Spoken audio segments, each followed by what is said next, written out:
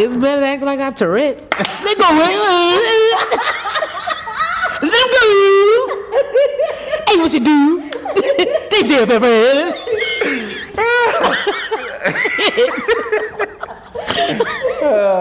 Hey, what it do, guys? As y'all can see, we are in a new location. That's because I got something new for y'all. Today, we got B Capture and T Pretty Smile. How y'all doing? Hey, I'm doing good. Good. Listen, I'm only going to get a little bit into the intro because I want to get into the meat and potatoes. But tell them what y'all do, starting with Taya. All right, so as y'all know, and if you don't, I'm a podcast host and entrepreneur. Okay, what about you, B? So I'm a photographer, and I'm also into doing content creation for small businesses and entrepreneurs. All right, y'all. So I'm going to give y'all a fair warning as I do with every video. If you're an entrepreneur that's making $5,000 plus a month consistently or higher, this may not be the video for you. Today, we are strictly talking to the entrepreneurs who want to start a business, have a business, or they're kind of in a limbo of not knowing what it is that they want to do for a business. So the first topic that I want to ask Berlinda on, I want to ask you let me rewind it back. Most entrepreneurs are like in your lane where they have a job, they have an entrepreneurial business, and they're not necessarily at the point where they can go full time, but they have progress in a business where they can see it. Like they can see themselves doing what they do full time. I want to ask you, do you think work-life balance is real, or do you think it's more so sometimes you may be in a season where you got to work on your business more, and then sometimes you may be in a season where you got to focus on your job more? Like, what's your intake on that? Yeah. Oh, for full context, I also do IT service desk. So I'm not full-time photographer as well as content creator for small businesses.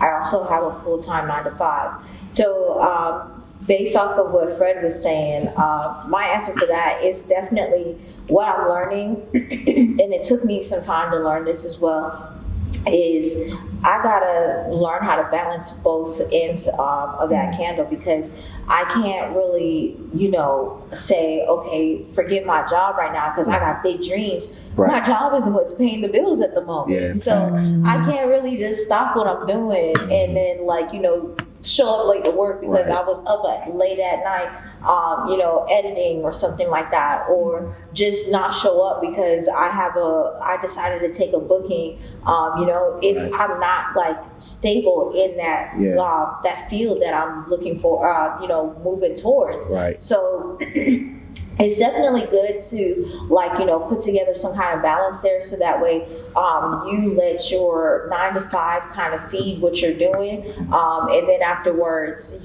once you let that passion grow into something where it can now sustain you, that's when you can kind of respectfully tell your 9-to-5 peace out. Right. So I want to elaborate on that kind of more. Like, if an entrepreneur is at that stage where they're kind of seeing the success, what's something that you think could help them not, like you said, burn themselves out working on their business so much? Because you only have so many hours in a day.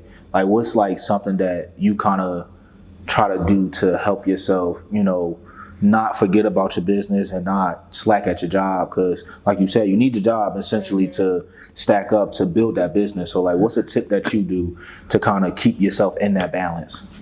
Calendars for sure. That's how I'm able to just write down, okay, I need to talk to this person, or I schedule a consultation with this person this day, or I have a shoot for this day, or I need to schedule content, or I have to plan my content. So it's good to have a schedule for yourself, so that way you can know what you're doing throughout each moment of the day, so you're not wasting that time. Because when you're doing 8 hours, there's some people, I remember at one point when I first started my job, I would be at the clinic for 12 hours. Yeah. And that's when I was working, as a dialysis technician. So I literally would be in the clinic for 12 hours straight. And then, but then at that time, I also had 3 days on, 3 days off. Right. So I would do 3 days. I would do 12 hours at the clinic on one day, and then my next day I have off. So I'll schedule that time so I can maybe shoot some content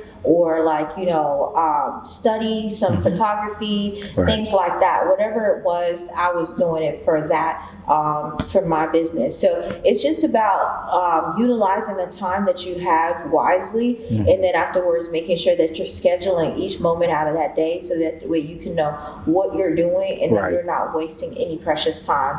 Yeah, I think that's very key. Like in my house, like y'all guys kind of see, like I have the board where you check off, and I think knowing where your time frame, even if you don't have it all the way down, like we're not perfect entrepreneurs, we're not the big entrepreneurs where they have somebody create. Like I know Gary Vee has his assistant where she creates a list, he wakes up, he see it, he like, all right, 15-minute here, this, that, and that. But you do kind of want to know how your hour is going to go. If you don't know how your minute is going to go, you want to know how your hour is going to go, because like for us, our time can make or break our business. Like, like we gotta post at the right times, we gotta be at this event, and there's only so much you can fit in while trying to do the most and not necessarily keep up but not get left behind. Right. So Taya, I want to ask you, because your situation is like unique, right? So Taya, I'm gonna say this, she may not say it. Oh, sorry. You're right. Check that. Actually, before I ask her, do y'all tell people in the professional setting your real name or your stage name? Like if you're a rapper or a photographer or a podcaster, do you say your real name or do you say the name that you get paid by? I'm gonna put a poll in here and y'all can vote. But I wanna ask you, because you're a full-time business owner, entrepreneur, not by choice, kind of by force, but I feel like your situation forced you into having to figure it out. So I want to ask you, as somebody who, isn't working and necessarily don't have funding coming in, how important is it to be creative to still build your business? And essentially, like what type of things do you do to still stay above with your business and keep your business going? Man, it's definitely hard. Yeah. It's definitely hard. Like, even to piggyback on what B said, like, you have to be cautious of your time. Right. Even though I may not have a full 8-hour shift job, I may not be employed. However, I still have to map out my day because I still have I feel like I have bigger things to lose because I don't have a job. So all of my creativity, all of my time, all of my doing is all into my business. Right. So it's important to be so creative, and how you do that, like just not monopolizing, but look more into what you can do. So if you know that, okay, everybody has photography, right? But how are you going to be different? Right. So what's going to make an audience see you? So like for me, I kept constantly going to the red carpets. Right. And so I was like, man, okay, if I'm going and I'm seeing all these movies, anybody can go do BTS. Anybody can go to red carpets. Right. What is going to make somebody stand out and be like, nah, I want her. Yeah. So, and then also make someone want to pay for it. Right. Right. So it's like, you got to learn that, okay, what can I do? How can I stand out? Because I have nothing. I don't have a job. Right. So you have to literally from the ground up dig into your business and go all the way in. Like if I don't create, if I don't do that post, I'm losing it. Yeah. So I have to always like, the alarm going off 3:00, that post is up. Right. Like you have to be on it when you are unemployed, because one thing that you don't do can blow it. I like that. I think what you're saying, without necessarily saying it, is F the excuses, right? A lot of entrepreneurs, and that's kind of what this video is based upon, and what I want y'all to see from this video. A lot of entrepreneurs make excuses, but people don't necessarily know what you're going through outside of the business. Yeah. And it's always somebody worse than you. And what I'm hearing is, that. So you're like, man, if I was set to do this thing full time and it wasn't by choice, I'm going to make sure I make it my choice to do it full time. And I think that that's very, very important. And it also you know, segue into my next question. I wanted to ask you, like, being that you're still on your come, I mean, we all still on our come up, and being that you're building, how do you decipher what work? I don't know if decipher is a real word. I hope it is. We're gonna use it today. Right. How do you decipher what work you do for free and what work you're like, nah, you got to pay me for that? Oh, wow. Yeah. Man, that's a good question. Yeah. That's a good question. Because y'all know my conversation. They know my conversations. Man, going in, when I first started, I was like, man, okay, yeah, you got to pay me to come on the show. Yeah, you got to do this. And it's me just starting. Yeah. Don't know nothing from nothing, right? But I'm just hearing like, man, that's your time. You got to pay for that. You better get them. No, you're going to do so much for free. It's ridiculous. Right. And that's okay. People got to be okay doing it for free, because with that freeness, I've been able to elevate in my entrepreneurship. Right. Where, yeah, I may not have a 9-to-5, but because I don't have a 9-to-5 and because I'm putting myself out there more, right, I'm in networking more, I'm able to produce more and show more, and show up for myself more. So it's hard, but it's something that you gotta do. Like posting, getting on it, like just the whole nine. The exposure piece of it is very important. Yeah. Ice Cube said, you know, if you're not willing to do something for 5 years for free, essentially, or not to make no money off of it, why are you in business? You know what I'm saying? And even if you're not doing something for free, you may go 5 years without making any money. You know, I always think Justin and Leon, because it took us 2.5 years before we actually started seeing profit. But for 2.5 years, we was not profitable. Like everything that went into JFL was from the little bookings we had in our personal pockets, like, and all the bookings that we were bringing in wasn't enough to cover what we was dishing out. So I think that's very important for people to understand that coming in, your business isn't going to be like your job. You know what I'm saying? Your job, you know, from the rip, hey, I may have to pay to take a P-test or whatever to get there, or Uber, whatever, bus, car, gas, but you'll get your money back within 3 weeks. Yeah. Job's not like that. I mean, entrepreneurship is not like that. No. You know what I'm saying? No. I think that changes your passion too. Like, you know, like it makes you go harder. Right. Because you're not getting paid for these.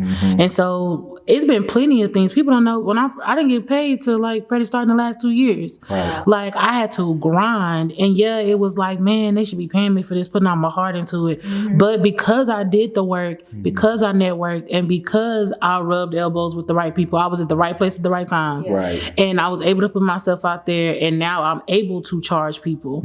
So you have to, again, it's all about the grind. Like people don't think, you know, oh, I'm gonna do this for free. Now you're gonna do a lot of shit for free that you ain't gonna wanna do for free. Right. But what's gonna come out of that, you don't know who's watching. You don't know who's in that room. I remember I went somewhere and it was somebody in the room who I never knew, right? Until it came full circle 2 years later. And this person brought up when I was there in my grind, doing it for free. And guess what? Now they booking me. Wow. They saw my grind, and then I still wasn't where I want to be. You know what I mean? But they saw the progress. They saw me going somewhere. So it's all about, get in them rooms, get in the free rooms. Them the best rooms where you can actually be the most creative, where you act right. And those are the places I feel like you actually get to show your value. Right. Yeah. You know, sometimes though, what I remember when I first started off and I was doing a lot of stuff for free, I was really doing it based off of my passion for it. And that's what was pushing me. But you know, after a while too though, there's ways that you're presenting yourself to people that then like all they see you as a person that does things for free. Right. So it's just like you now have to reach a level where you're presenting yourself as a person that you have mastered what you're doing, or even if you haven't mastered, you're well on your way to mastering what you're doing. You have that passion, you have the consistency, and you have the portfolio behind you. So it's just like, you know, you have to also have like that confidence that comes along with it. You know, when we're first starting off, we're not as confident in who we are. Right. So, Facts. you know, we often do a lot of things for free because it's like, you know, it's like an opportunity for us. Right. And then that's what's also teaching, you know, our future clientele how to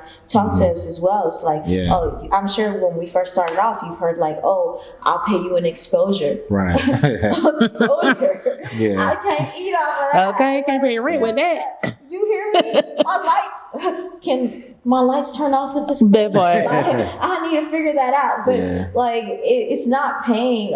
You know, exposure doesn't continue to like. You can't continue to go on through exposure. Right. You know, exposure is nice sometimes when you're just starting off, just to let people know, hey, this is who I am and this is what I'm doing. Yeah. But like, you know, now you have to also reach a level where you now have to, it's not even that. When you're even first starting off with the exposure, you have to show,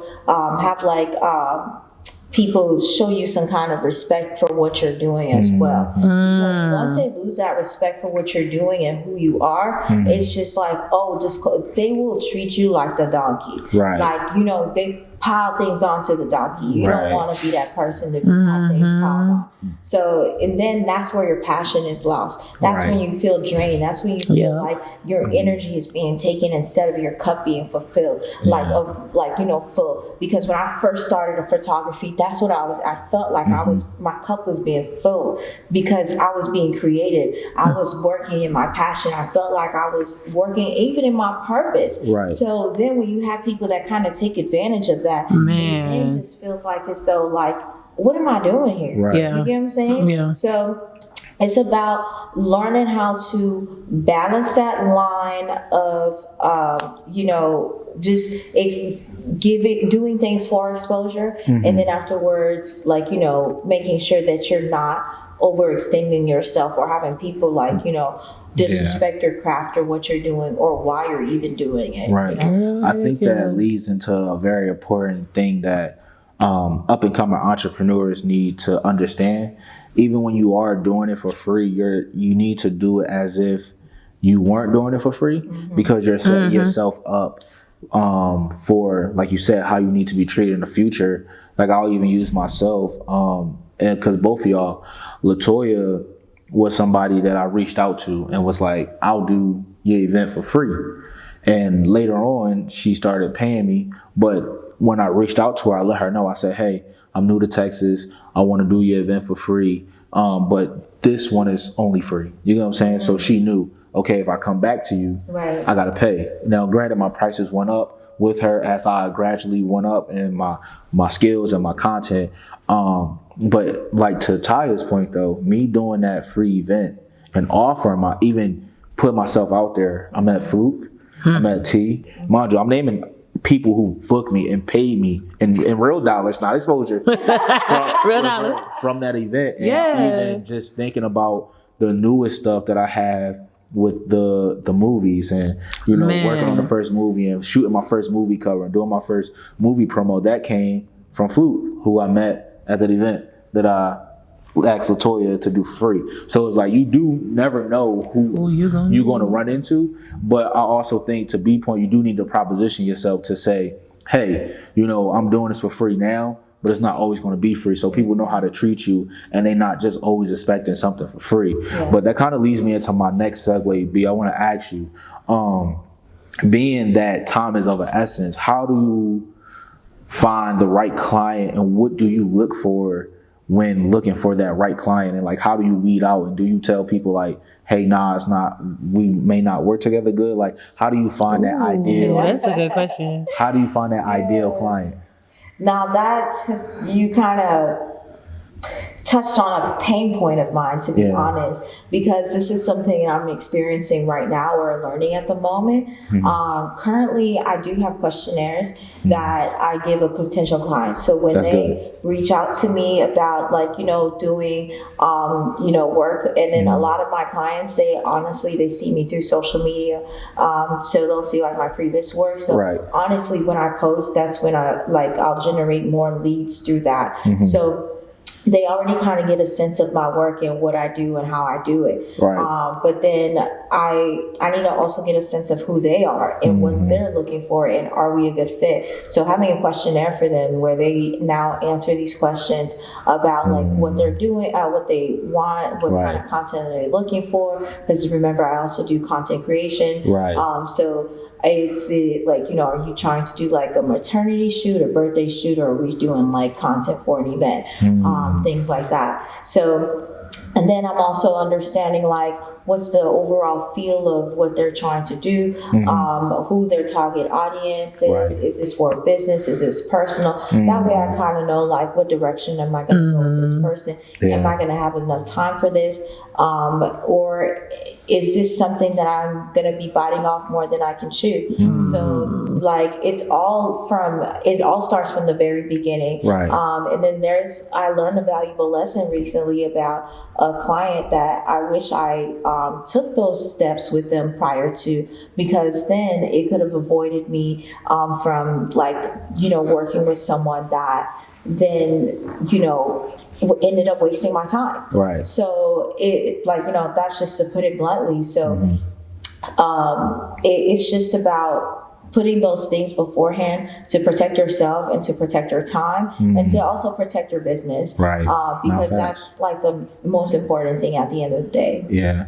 Now, I think that's key, because working with the wrong person not only is going to tear down your energy, but it can mess up your business, Like I remember when I first came out here, it was a fluke, again, introduced me to this guy. He was talking about how he worked with the wrong type of DJ and it messed up his brand. Because the DJ didn't even align with his brand was putting out. And then people were kind of looking at him like, what are you doing? But he didn't necessarily do his research on them. He kind of just booked them, and vice versa with clients. You'll book the wrong client, and we learned that very early in JFL. We worked with one of the wrong clients, and it took like 3 months to regain our name back from working with this wrong client. It was because we were just so money hungry. We're like, okay, cool, you giving us money, and it's consistent bet. And it was like that person was never really the right client for us. But I want to segue into a different lane. I'm gonna come back, but I know a lot of my people, I check my analytics. That's another thing. Check y'all analytics.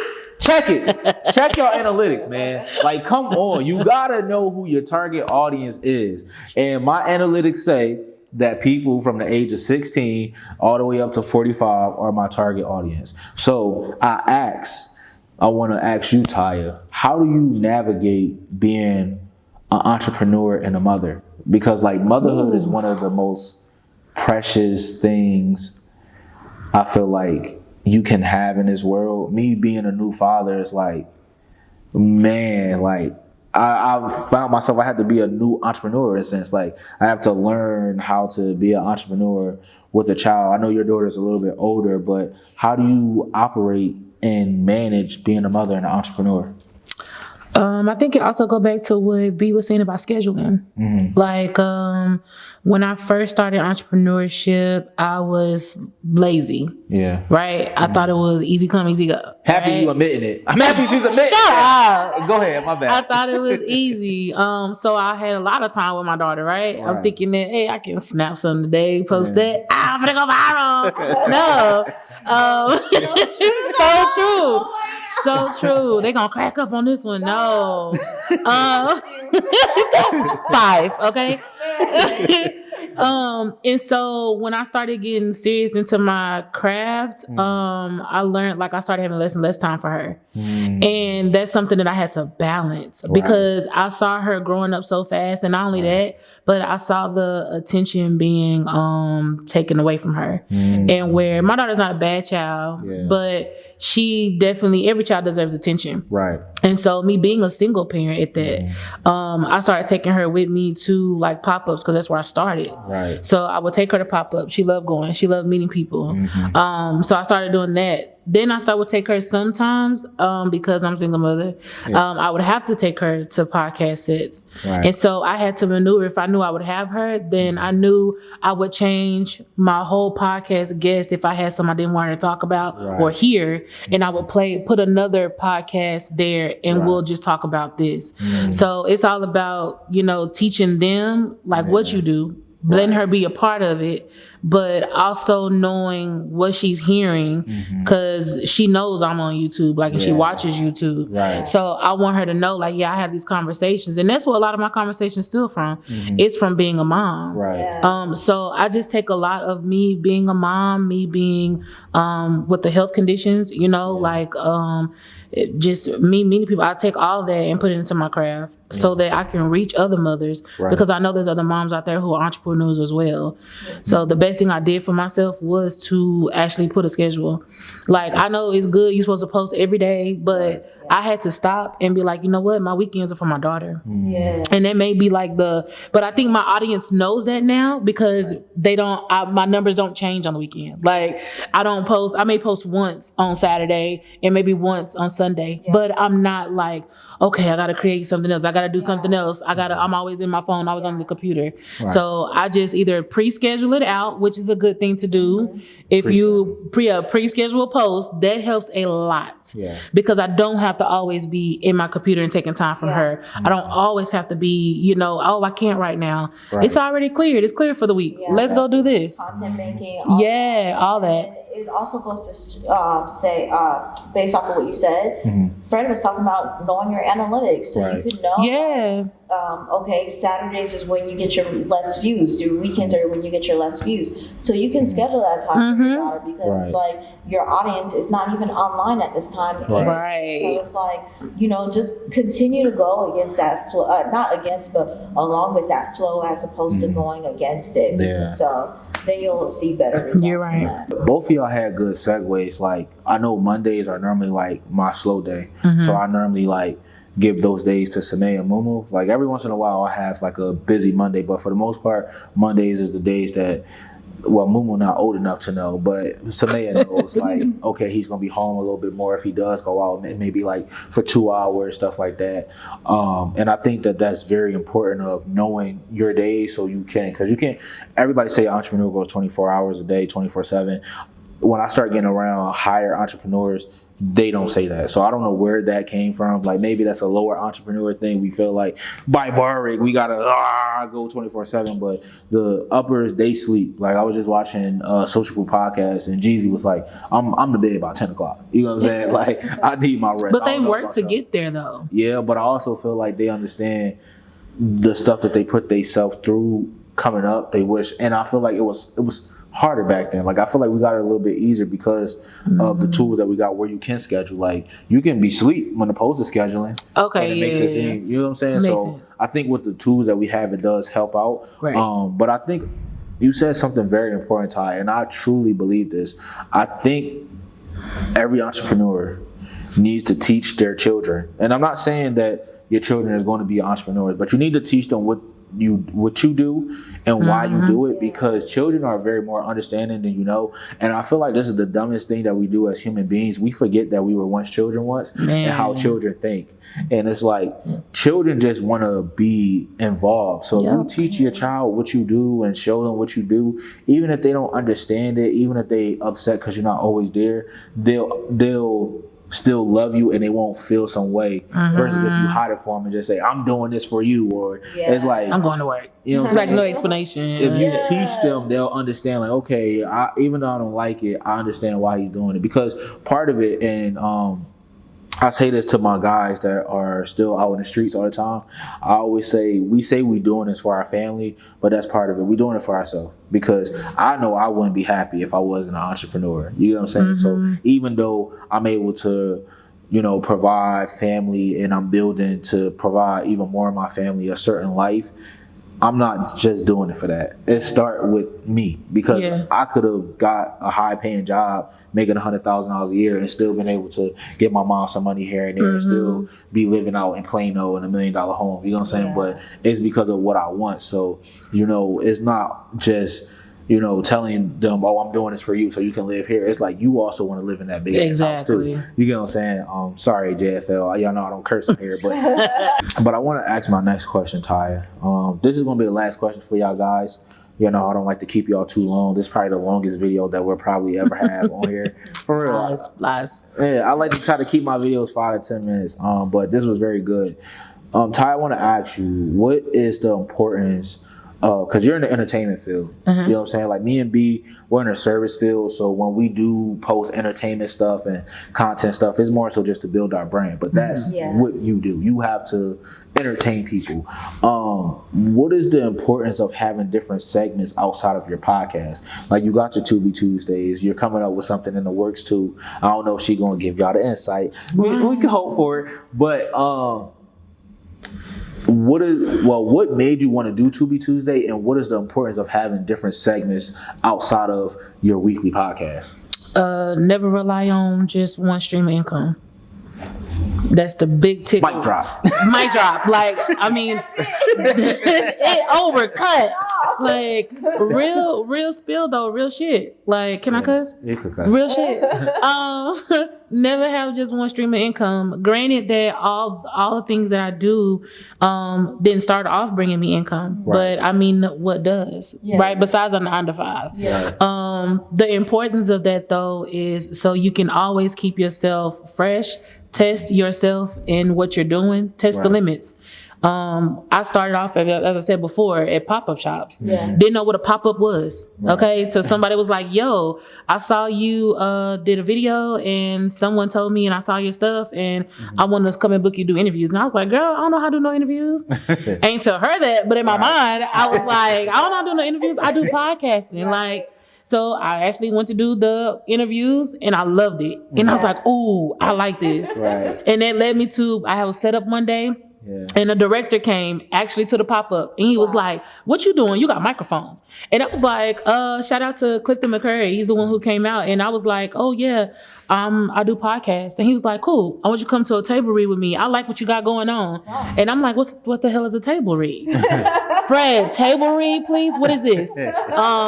So, which led into doing the red carpets, the table reads. Now, trickle on down, I'm doing BTS. I'm doing behind the films. We're doing the Tubi Tuesdays. And from that, we streamed to, we still doing the podcast. But then when I went through and got sick, and out of that, I couldn't just stay in that mode. Like having cancer had me stuck. I also had Kiaria, but that brought me to having a podcast. So now I'm going through something else and I'm like, all right, after all of the mental breakdown I'll say I had, it blossomed a beautiful flower because after that I took that, turned it and was like, okay, motivational speaker, like so I can pour into other people. So that's another stream of income, even though I wasn't looking for that to be a stream of income, but it happened because someone was like, you've been through all this and that, girl, you got a testimony, can I book you, come be a motivational speaker? I'm like, oh, okay. So it's always good to, I would say, not reinvent, but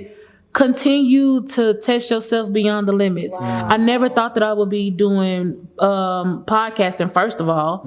Then I never thought I'd be talking to, you know, like Tony Betters, Tyrone, directors now, Kiana, Kendra. Like, I never thought I would be on the level of them. I never foresaw that. And then that came. And then I kept pushing myself, people, and you always got to stay authentic. So after that, bloom to another stream of income. So I will always say, push the limits. And it always starts off with saying yes. Nah, fact. You know, yes to that opportunity every time. Like when you're running away from it, that's when like you're like, why can't I do this? Why can't I? Whatever. That's because you keep saying no to these things. You keep bringing yourself down in your mind first. You keep saying, oh, like if you did not agree to like doing the podcast at the pop-up shop, you then wouldn't have had these like, you know, butterfly effect things that happen, like, or domino effect where it, like, you know, one thing led to another another. And I honestly, and I'm sure you too, Fred, can like, you know, testify to something like that by saying yes to one opportunity that just seemed like it's not really in your wheelhouse, but you know, hey, let's go ahead and try it. And that's then the you end waters. up loving it, and then now it's just building into something new. And it's usually the free ones. That's the crazy part. It's usually the free ones. Like all that was free up until a point. Like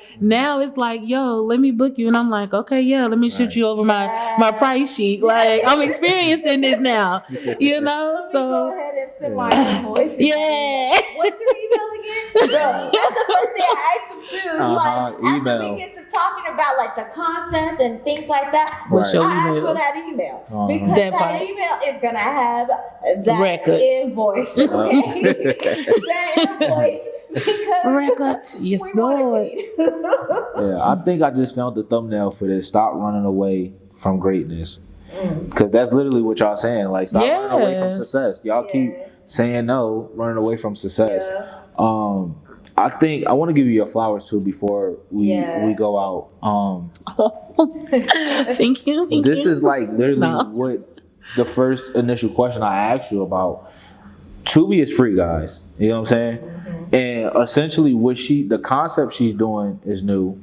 The video breakdown is, and people do reaction videos all the time, right? But you see how she took something that people are already doing, and then you created a whole new lane with it. We're doing Tubi Tuesday. You know what I'm saying? And this is literally, again, guys, she's giving y'all, guys and gals, game. She's giving y'all game. It didn't cost her anything for a Tubi subscription. Nope. Right? You already have a house. Yep. You already have a TV. You already watch TV. Yep. You already have a cell phone. You already record. Yep. Hey. What's missing? You just got to do it.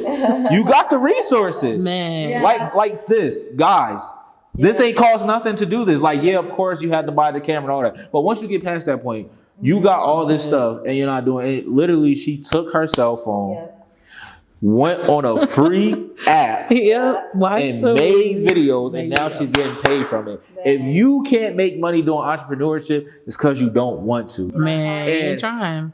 I want to leave out on this. Belinda, you can go first.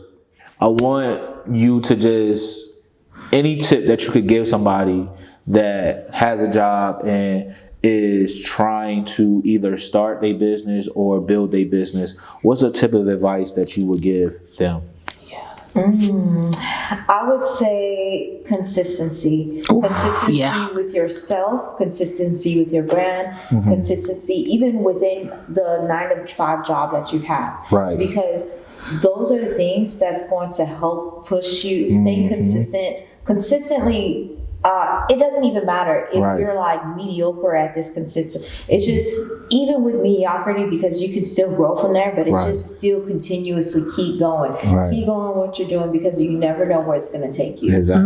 Girl, that was good. It was. That was good. It was. And before I ask Ty, I want to elaborate on that because how you are at your job will essentially be how you are as an entrepreneur. Like literally before, I quit Genpact, I was at the top 3 of my team, and just being there and being top 3 gave me like that. I was coming in different. I was calling the people, and those tactics is the same reason why I sent out 25 emails a week to different people, and why I call people now to make is because I built them habits. That's why I'm up at 8:00 doing the same routine, because I built them habits. Them habits, like if you take your job serious while building your business, because this is what you understand. For some reason, people don't understand this. Your job is a business. If you actually pay attention, you had to tell me that. You will learn how to operate a business. Yes. Like, I feel like this is a pastor church. You on my toes.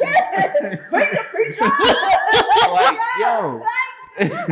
Nah, for real. Y'all don't understand. Like, literally, your 9 to 5 teaches you is the framework to what you're going to do in your business. If you stay consistent in your 9 to 5, if you're showing up for yourself, like you're okay. In my job, And there's certain projects that we're working on. Right. So I'm learning how to do project management. I'm learning how to talk to customers. I'm learning how to, like, all different aspects within my job.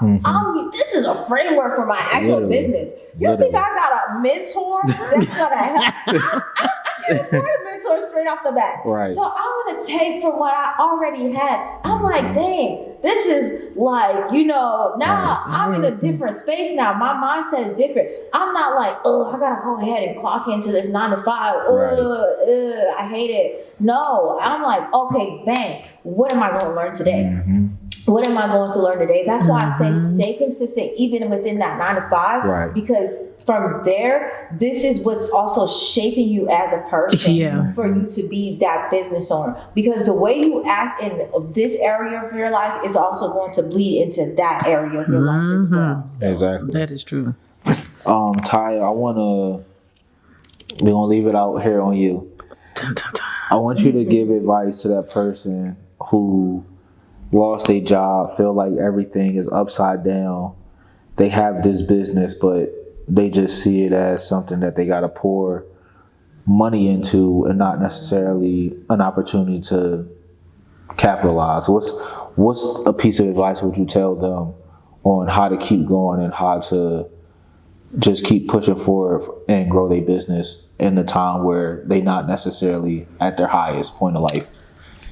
Man, honestly, Fred, it's something you taught me.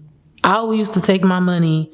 I don't care if it was for a Snicker, for an M&M, for a vape. Let's keep it real. Right. A vape. It was always something that I did need. I didn't have to go out to eat. I didn't have to go to fast food. When Fred one day was like, because he had saw my transactions in my email, he was like, "Yo, you getting paid, but you spending it all at the pop-up. Oh, you going out to eat, but you ain't got money to do this." Wow. I'm gonna tell this person this, like, take all that every time you will go spend on yourself, go invest in yourself. Wow. She talking to me. Every time, man. When I got that through my head, I was able to pay for my videography. Yeah. Like, I was able to pay up in advance. Wow. I was able to actually pay for more in studio. Wow. And then on the back end, I would get paid for my like, it worked. Right. Everything was working in my favor. Wow. So definitely take the little stuff. Like, you ain't gotta go, I'm not saying you gotta be cheap. You ain't gotta, you ain't gotta not eat out for a week, but definitely take that $40 you would spend at the club and go to a networking event. Yeah. I had to learn that too. I was like, man, this $40 I'm spending on the drink, I could easily go to this networking event and actually pour into myself. Yeah. The more I got into networking events, it put me in a true entrepreneurship mindset. Wow. Like, and I love that for me. I saw me growing. Fred, if y'all ever seen me, I was not like this when I first started. Did not have this mindset. Fred didn't even want to work with me. Okay. But no. She ain't lying. He'll tell me all the time, bro, you changed. Like, I have for the better, but I had to invest in myself. So that's something that I really pour into somebody else that's out there trying. Yeah, you think you can't do it, but I promise you can. It's going to get hard. It's going to get tough. Life is always going to be life. So why not start with your life and do something about it? Like, invest in yourself. Right. And listen, this is a shameless plug and I don't care. I literally gave y'all the jewels on the video. I said, if you spend, I didn't necessarily say this, but I said something of, if you spend $200 eating out a month, just spend $150, take $50, pay $25 to go to 2 networking events, and your life will literally change. You can still eat out. Yes, you can still go. Now, I would suggest cutting it down to 100. But hey, what do I know? I'm just somebody who was able to quit my job at 24 years old and become a full-time entrepreneur. But let me know if y'all like these type of segments and if y'all want more of this. But we out.